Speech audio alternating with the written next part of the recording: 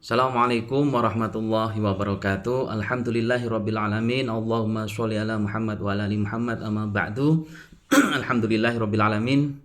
Kita ketemu lagi dalam kuliah online melalui YouTube ini. Kita akan meneruskan pembahasan tentang maqasidus syariah. Jadi para ulama, terutama ulama maqasidus syariah ala usuliyun tradisional itu membagi maqasidus syariah, atau kalau sebelum Asy-Syatibi orang menyebutnya maslahah, itu dibagi secara levelnya ya. Jadi kalau kita berbicara level, ini dibagi tiga. Yang pertama adalah maslahah dzaruriyah. Kemudian yang kedua hajiyah, yang ketiga tahsiniyah. Kalau dalam bahasa lain, dzaruriyah itu primer, kemudian hajiyah sekunder, tahsiniyat itu tersier, kebutuhan seperti itu. Maslahah dzaruriyat itu artinya kemaslahatan yang memang harus ada dan didahulukan, yang primer itu yang pertama. Para ulama kemudian memberikan beberapa maslahah dzaruriyah yang berkaitan dengan itu. Pertama kemudian dibagi 5. Yang pertama adalah hifdzuddin, jadi penjagaan terhadap agama. Jadi menjaga agama Islam ini, menjaga agama, perbuatan-perbuatan yang bertujuan menjaga agama itu sesuatu yang pasti dan yang harus didahulukan. Dan ini nanti hierarki, 5 hifat ini, 5 protection ini hierarki. Yang pertama hifdzuddin. Kemudian yang kedua adalah penjagaan terhadap jiwa, hifdzun nafas. Nah, apa contohnya misalnya? Contohnya adanya hukuman kisos. Ya ayyuhalladzina amanu kutiba alaikumul qisasu fil qatla. Jadi kalau ada seorang pembunuh maka dihukum bunuh lagi. Itu contoh adalah untuk melindungi jiwa yang lain. Jadi hukuman kisos itu tujuannya adalah untuk melindungi jiwa-jiwa yang lain gitu. Nah, itu didahulukan. Nah, kemudian ada lagi ya, selanjutnya adalah hifdzul aql, penjagaan terhadap akal. Nah, ini akal ini harus dijaga dalam agama, dalam konteks agama. Mengapa? Sebab penting ini akal ini. Jangan sampai akal itu rusak gitu. Kalau sampai rusak maka berbahaya. Sehingga karena itu sesuatu yang penting dimasukkan kategori dzaruriyatul khamsah. Dzaruriyatul khamsi atau kadang dzaruriyatul khamsah itu termasuk hifdzul aql. Kemudian adalah penjagaan terhadap hifdzun nasl, terhadap keturunan. Jadi apa? Kalau dalam konteks ulama klasik, ini contohnya ya. Contohnya adalah nikah. Wala taqrabuz zina innahu kana fahisyata wa sa'a sabila. Orang dilarang zina, kemudian harus menikah. Mengapa? Karena biar nasabnya itu terjaga.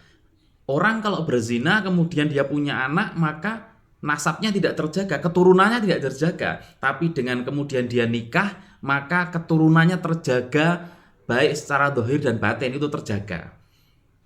Nah, kemudian hifdzul mal, penjagaan terhadap harta benda. Jadi kalau berbicara tentang harta benda, maka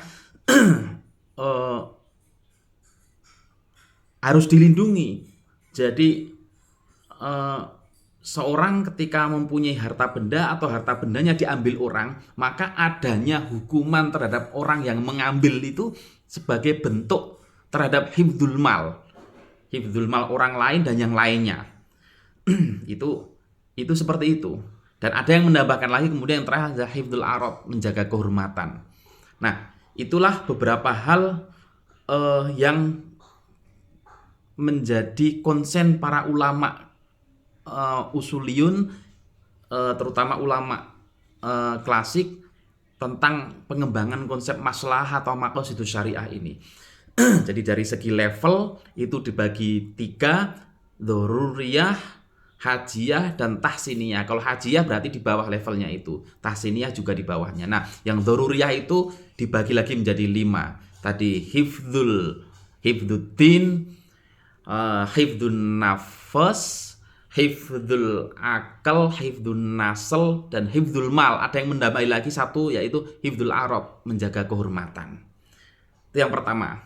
Kemudian yang kedua, ketika berbicara tentang maqasid atau maslahah, dilihat dari segi kalau tadi level, sekarang hubungan dengan nas. Dilihat dari hubungannya dengan nas, maka dibagi 3 juga. Jadi maslahah pertama adalah orang menyebutnya maslahah munasib, tapi ada juga yang menyebutnya maslahah mu'tabaroh. Itu artinya maslahah yang sesuai dengan nas Al-Quran maupun Al-Hadis. Jadi ketika para ulama mengatakan ini kemaslahatannya A, tapi itu pun sesuai dengan Al-Quran, gitu loh. Jadi misalnya secara riset ditemukan bahwa puasa itu mempunyai nilai manfaat, kemaslahatan apa? Yaitu sehat gitu. Akan menjaga kesehatan diri kita. Maka itu cocok. Mengapa? Sumu tasihu. Rasul mengatakan gitu. Puasalah kamu maka kamu akan sehat gitu. Kemudian jadi maslahahnya itu memang sesuai. Makanya disebut maslahah mu'tabaroh, maslahah munasib, sesuai dengan apa yang diperintahkan Al-Quran dan As-Sunnah. Jadi memang sesuai. Kemudian orang melakukan sholat gitu, diperintahkan oleh Allah sholat, maka kemudian ternyata sholat itu mempunyai nilai kemaslahatan. Dan kemaslahatannya ya memang ada, dan Allah memang memerintahkan sholat gitu. Inna sholata tanha 'anil fahsya' wal munkar, misalnya mencegah perbuatan keji dan mungkar. Dan dalam risetnya para ilmuwan kemudian misalnya menemukan sholat itu juga menimbulkan kesehatan, ketenangan hati, kemudian kejernihan pikiran, sehingga pikirannya itu jernih, bisa berpikir mana baik mana buruk, sehingga bisa mencegah perbuatan keji dan mungkar. Kalau mau berbuat jelek, dia merasa oh ini jelek ini, misalnya begitu. Itu kan sesuai. Jadi apa yang dilakukan itu sesuai seperti perintah Allah Subhanahu wa taala dalam Al-Qur'an atau perintah Rasulullah dalam Al-Hadis, maka itu disebut munasib atau maslahah mu'tabaroh. Kadang orang menyebutnya mutabaqoh, ada yang menyebutnya maslahah seperti itu juga. Nah, itu maslahah yang sesuai dengan nas gitu. Apakah ada maslahah yang tidak sesuai dengan nas nanti di belakang? Kemudian yang kedua adalah maslahah yang nas tidak melarang tapi juga nas tidak memerintahkan. Nah, ini di antara dua itu. Ini orang sering menyebutnya maslahah mursalah. Jadi nas tidak melarang tapi juga tidak memerintahkan. Tapi secara rasional dan secara ijtihad para ulama, para pemikir mengatakan itu mengandung kemaslahatan. Dan ini yang paling banyak terjadi di kehidupan kita sehari-hari ini. Itu maslahah mursalah. Bagaimana kalau maslahah mursalah? Lakukan, nggak apa-apa. Banyak kita akan mendapatkan maslahah mursalah. Misalnya penggunaan alat-alat teknologi. Itu nilai kemaslahatannya maslahah mursalah. HP, internet, listrik dan sebagainya, misalnya tablet, laptop. Dalam nas secara sharih Rasulullah SAW ataupun Allah tidak pernah memerintahkan gunakan listrik, gunakan internet, nggak pernah. Tapi juga tidak pernah kemudian melarang. Tapi kemudian kita gunakan, kenapa? Karena mengandung kemaslahatan. Nah, inilah yang disebut maslahah mursalah. Kemaslahatan yang tidak disebutkan, tidak dianjurkan, tapi juga tidak dilarang. Secara jelas loh ya, secara jelas. Nah, dan ini yang sering terjadi dalam kehidupan kita sehari-hari. Ya, kita ada punya tradisi misalnya pas Idul Fitri itu mudik gitu.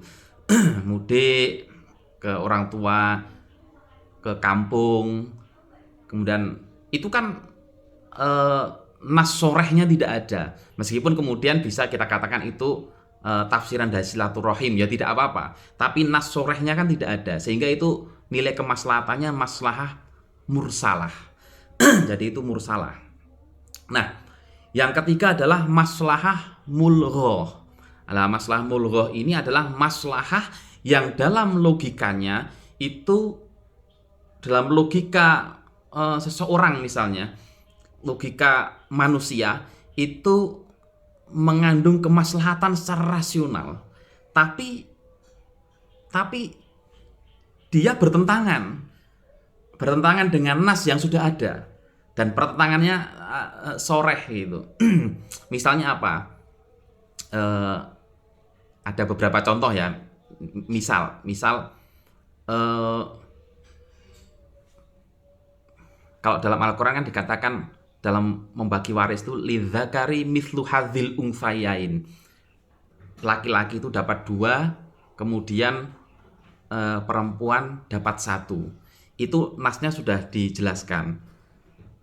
Tapi kemudian secara logika sekarang zaman emansipasi dan sebagainya ya, zaman emansipasi, laki-laki dan perempuan itu punya hak yang sama, maka kemudian cara baginya sudahlah sekarang 1:1 gitu, karena kemaslahatannya jelas gitu, kelihatan, kebutuhannya sama, kemudian kehidupannya juga sama, tuntutannya sama, yang laki-laki juga sekolah, yang perempuan sekolah dan sebagainya. Itu secara rasio kan kemudian oh ya adilnya ini 1:1 gitu. Nah, tapi dalam nas kan 2 untuk laki-laki, 1 untuk perempuan. Nah, ini ada yang mengatakan ya, saya katakan ada yang mengatakan ini disebut maslahah mulghoh. Maslahah mulghoh itu maslahah yang seakan-akan dikatakan secara rasio itu maslahah, secara rasio maslahah, tapi bertentangan dengan nas gitu ya. Nah, kemudian juga misalnya potong tangan bagi pencuri gitu, kemudian kalau asariku wasarikotu faktau aidiyahuma gitu, potonglah tangannya gitu. Tapi sekarang kan hukumannya misalnya di penjara. Bagi usuliyun klasik gitu, itu seperti itu, hukuman penjara itu seakan-akan membawa kemaslahatan gitu. Tapi sebenarnya itu mulghoh gitu. Mengapa? Karena bertentangan dengan nas. Padahal nasnya itu dipotong tangan. Itu contoh ya. Ini contoh contoh mulghoh. Contoh mulghoh menurut usuliyun klasik seperti itu nanti kalau beberapa hal contoh. Dan yang sering dicontohkan yang lain, misalnya kalau itu dianggap debatable itu yang saya contohkan barusan, maka misalnya kasus Yahya bin Yahya Al-Laitsi itu yang berfatwa bahwa seorang kalau di bulan Ramadan suami istri, saat itu ada kasus ya, seorang khalifah di bulan Ramadan berhubungan dengan istrinya. Kemudian Al-Laitsi itu berfatwa bahwa hukumannya adalah shaumu syahraini mutatabi'ain. Padahal shaumu syahraini mutatabi'ain itu bukan pilihan pertama. Pilihan pertama adalah itqur raqabah, membebaskan budak. Tapi menurut Al-Laitsi ini, kalau khalifah tadi kok dikasih hukuman membebaskan budak, maka dia punya ratusan budak. Langsung 30 budak dibebaskan, maka 30 hari dia bisa batal selama Ramadan itu, bisa berhubungan dengan istrinya terus. Nah, karena itu tidak membawa kepada kemaslahatan dan tidak membawa kepada efek jera dalam hukum Islam. Maka kemudian beristihad hukumannya adalah puasa 2 bulan, bukan membebaskan budak. Biar apa? Biar ada efek jeranya kepada khalifah tadi. Nah, ini yang sering dicontohkan oleh para ulama tentang maslahah mulghoh. Mengapa bertentangan dengan ini masalah yang bertentangan? Mengapa? Karena dalam hukuman yang pertama kali disebutkan adalah itqur raqabah, membebaskan budak. Sementara Al-Laitsi ini memberikan hukuman berbeda, bukan itqu raqabah tapi shaumu syahraini mutatabi'ain. Nah, ini dianggap kemudian ini maslahah, seakan-akan membawa kemaslahatan. Secara rasio kan maslahah ini. Biar ada efek jera bagi seorang khalifah yang kaya raya yang punya banyak budak. Tapi ini bertentangan dengan nasnya, sehingga kemudian disebut maslahah mulghah. Ini contoh yang yang selama ini. Nah, teman-teman semuanya, itu pembagian maqasidus syariah menurut para ulama. Nah, pembagiannya seperti itu pembagian zaman klasik ya, zaman klasik. Karena waktu terbatas, maka saya langsung kemudian ke zaman yang kontemporer. Bagaimana dengan era zaman kontemporer ini? Ya karena waktu sudah berubah, ilmu pengetahuan juga bertambah, teori-teori bertambah, maka konsep maqasidus syariah juga mengalami perubahan. jadi mengalami perkembangan. Itu tadi yang saya jelaskan, pembagian level dan juga hubungannya dengan nas tadi itu menurut ulama klasik. Apakah masih bisa digunakan? Gunakan, nggak apa-apa. Tapi kemudian ada pengembangan lagi sekarang di teori maqasidus syariah yang kontemporer. Jadi mulai era modern, para ulama maqasid atau para pendekar maqasid konsepnya sudah agak berbeda. Misal kita yang modern sampai ke anggaplah Syekh Thohir bin Ashur dari Tunisia atau Syekh Alal Al-Fasi dari Maroko, itu sudah mulai memasukkan teori-teori modern, teori human right, hak asasi manusia ke dalam konsep maqasidnya. Apalagi yang sekarang misalnya orang sering merefer ke sana seperti Jasir Auda misalnya juga. Nah, para ulama kontemporer itu kemudian memasukkan konsep-konsep modern, sehingga kemudian membagi maqasid itu menjadi 3 juga, tapi nanti berbeda. Yang pertama adalah maqasidul ammah. Jadi maqasidul ammah, maqasid secara umum. Jadi maqasidul ammah. Nah, maqasidul ammah ini adalah maqasid yang di dalamnya ada hukum-hukum universal, gitu loh. Hukum-hukum universal. Ada hukum-hukum seperti apa? Konsep al-adalah, al-hurriyah, al-musawah ada di sana. Jadi ada konsep kebebasan, freedom misalnya gitu. Hurriyah, ada konsep justice, al-adalah. Kemudian ada konsep equality, al-musawah. Itu yang dijadikan masuk dalam kategori pertama, yaitu kategori al-maqasidul ammah. Jadi level pertama malah itu. Jadi maqasidul ammah, maqasid yang bermakna luas, bermakna umum, itu mengandung di dalamnya konsep-konsep human right. Nah, konsep kesetaraan, konsep kebebasan, konsep keadilan, itu ada di situ. Jadi levelnya itu di level pertama. Nah, sehingga kalau Syekh Thohir bin Ashur atau Syekh Alal Al-Fasi juga kemudian menambahkan konsep fitrah. Jadi ada di konsep pertama ini. Jadi maqasidus syariah itu merupakan fitrah manusia yang dimiliki manusia semenjak lahir. Nah, fitrah ini ada di konsep yang pertama tadi, yang maqasidul ammah gitu ya.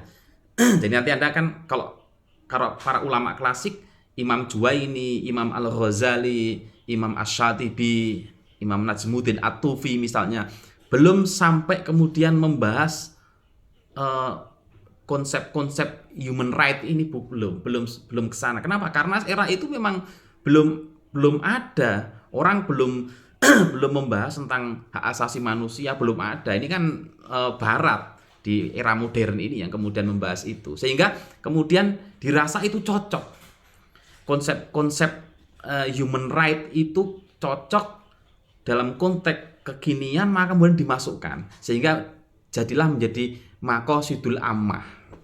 Yang itu level yang pertama.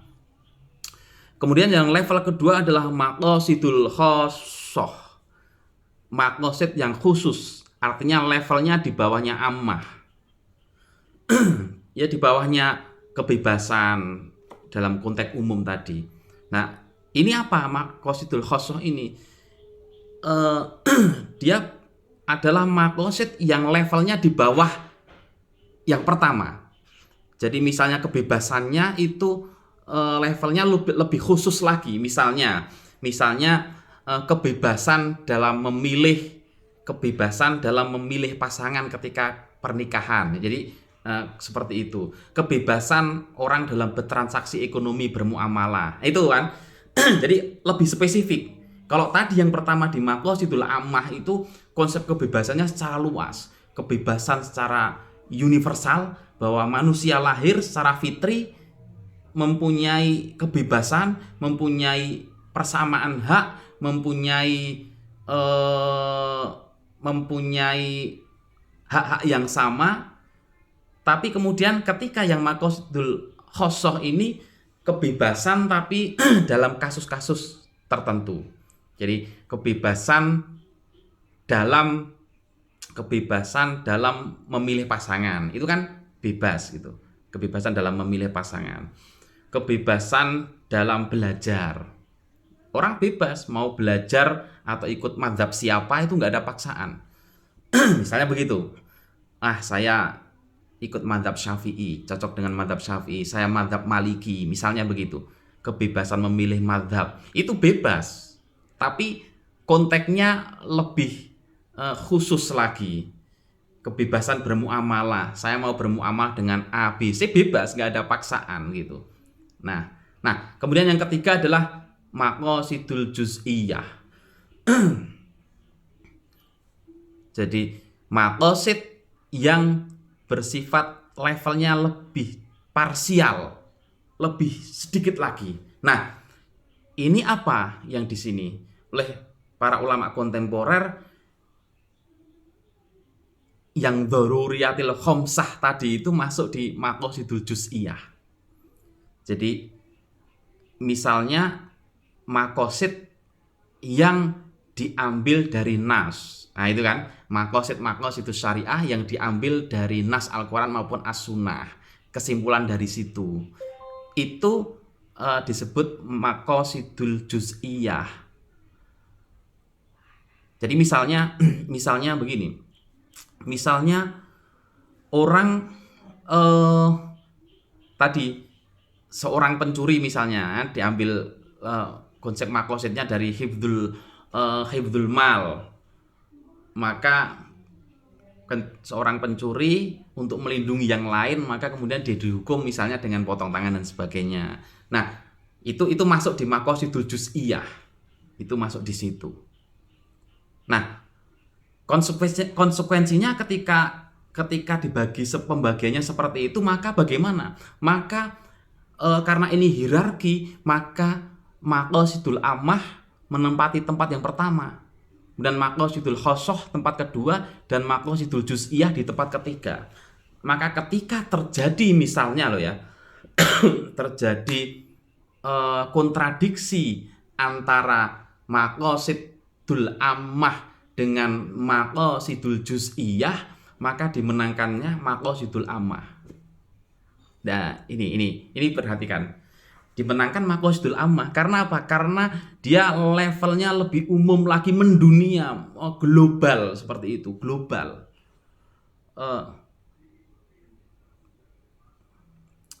Contoh apa? Contoh ya, contoh misalnya ridah ya, dalam kasus tertentu ya, orang ridah itu murtad.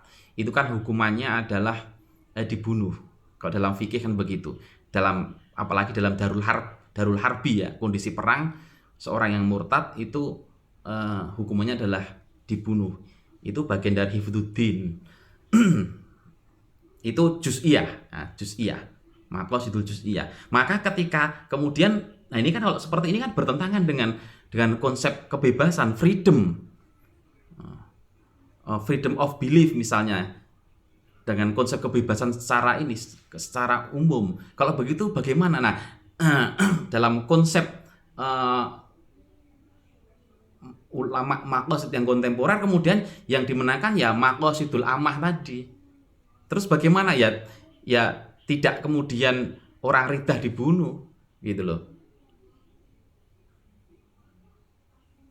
Apa dia dibunuh karena dia murtad? Enggak. Karena apa? Karena hierarkinya jelas. Ini hierarkinya jelas ya. Jadi maqasidul amah, maqasidul khosoh, maqasidul juz'iyah.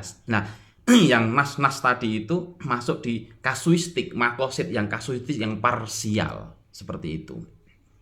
Nah, kemudian pertanyaannya, apakah kemudian kalau seperti itu tidak dalam tanda kutip mereduksi fungsi nas gitu, fungsi nas Al-Quran dan As-Sunnah ketika dijadikan maqasidul juz'iyah. Nah, sekali lagi ini kan kasuistik.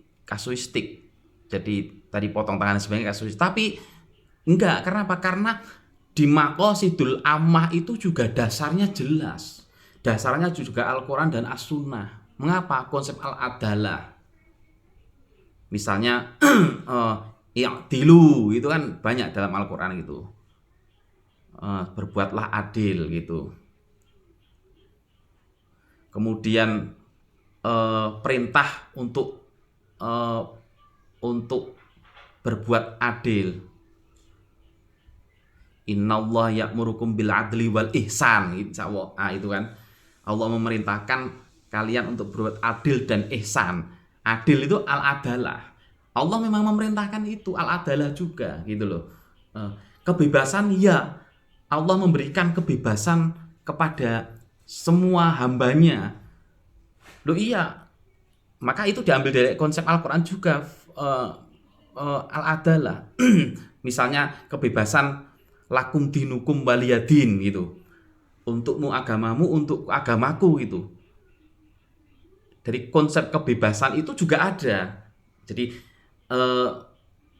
maqasidul ammah, maqasidul khosoh, dan maqasidul juz'iyah itu semuanya diambilkan, ada nas Al-Quran dan As-Sunnahnya yang kemudian membackup-nya. Jadi seperti itu. Nah itu bagian, sekali lagi itu bagian dari upaya penafsiran dan kemudian penafsiran terhadap konsep maqasid. Jadi penafsiran terhadap maqasid, bahwa maqasid itu lebih berkembang lagi sekarang, dan Anda kalau teman-teman semuanya, teman-teman mahasiswa kalau mau mendalami maqasid ini, mantap, ini bagus, dan waktunya nggak cukup. Kita misalnya kuliah 1 semester aja nggak cukup. Ada di beberapa perguruan tinggi di luar negeri itu, Timur Tengah itu, maqasid dipelajari 1 semester sendiri. Dia jadi mata kuliah sendiri gitu, maqasid. Nah kalau kita kan hanya bagian kecil dari filsafat hukum Islam, kemudian kita membahas maqasid. Tapi kalau di beberapa perguruan tinggi itu 1 semester, bahkan 1 tahun kuliah maqasid. Karena apa? Karena ini sesuatu yang luar biasa. Dan dia bukan, kalau Syekh Thohir bin Ashur ini bukan bagian dari usul fikih gitu. Jadi konsep maqasid itu konsep yang berdiri sendiri di luar usul fikih. Nah teman-teman nanti bisa membaca lagi, lebih mendalami lagi apa yang saya sampaikan dengan membaca banyak referensi tentang maqasidus syariah, banyak referensi yang bisa kita dapatkan sekarang di dunia maya. Terima kasih, mudah-mudahan bermanfaat dan mudah-mudahan dapat dicerna yang sedikit ini. Kalau kurang paham nanti bisa ditanyakan dan juga bisa membaca lagi apa yang saya omongkan. Ini hanya pemantik dalam diskusi kita saja. Terima kasih. Assalamualaikum warahmatullahi wabarakatuh.